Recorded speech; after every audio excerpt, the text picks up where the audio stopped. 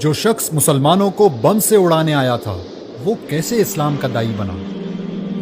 امریکہ کی ریاست انڈیانا کے شہر منسی میں پیدا ہونے والا رچرڈ میکنی ریمبو کی فلمیں دیکھتے ہوئے بڑا ہوا اور اسی کی طرح سخت جان اور طاقتور بن کر دشمنوں کو مارنا چاہتا تھا۔ اس کے اسی عزم اور امریکہ سے والہانہ محبت نے اسے امریکن مرین کور تک پہنچا دیا۔ رچرڈ ایک مضبوط جسم کا مالک تھا اور پیشہ ورانہ عسکری مہارت کی وجہ سے ترقی کرتے ہوئے سارجنٹ بن گیا۔ اس نے امریکی فوج کی طرف سے کئی جنگوں میں شرکت کی۔ رچرڈ اس انتہائی خصوصی چھاپا بردار گروہ کا بھی حصہ تھا جسے بوسنیا کے قاتل ملوسیوچ کو زندہ پکڑنے کے لیے بھیجا گیا تھا۔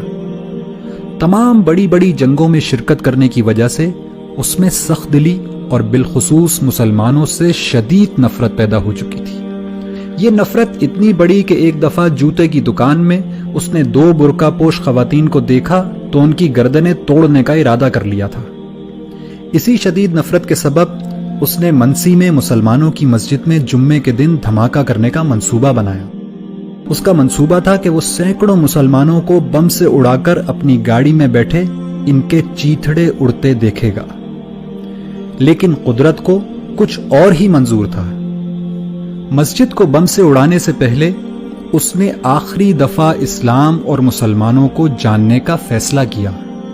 رچرڈ مسجد میں داخل ہوا تو وہاں ایک نمازی نے اس کو خوش آمدید کہا اور پوچھا کہ کیا وہ اس کی کوئی مدد کر سکتا ہے۔ رچرڈ نے اس شخص سے اسلام کو جاننے کی خواہش ظاہر کی، چنانچہ اس نمازی نے اس کو قرآن مجید دے دیا اور کہا کہ آپ اس کو پڑھیے اور پڑھنے کے بعد جو سوالات آپ کے ذہن میں پیدا ہوں وہ ہم سے پوچھ لیجئے گا۔ چنانچہ رچرڈ قرآن پڑھتا گیا اور مسجد جا جا کر سوال کرتا رہا، یہاں تک کہ 2 مہینے بعد دنیا نے قرآن کا یہ معجزہ بھی دیکھا کہ وہی شخص جو کل مسجد کو بم سے اڑانے کی تیاری کر رہا تھا آج وہیں کلمہ شہادت پڑھ رہا ہے۔ رچرڈ اس مسجد کی انتظامی کمیٹی کا 3 سال تک صدر رہا اور آج مایوسی اور نفرت کے شکار لوگوں کی کاؤنسلنگ کرتے ہوئے امریکہ میں اسلام کی دعوت لوگوں تک پہنچاتا ہے۔ ایک انٹرویو میں رچرڈ نے بتایا کہ قرآن کی اس ایک آیت نے اس کی زندگی تبدیل کر دی کہ جس شخص نے کسی ایک شخص کی جان بچائی اس نے گویا پوری انسانیت کو بچا لیا۔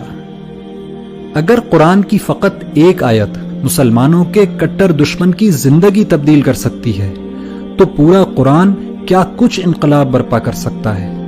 لیکن پھر بھی ہماری زندگیاں کیوں تبدیل نہیں ہو رہی؟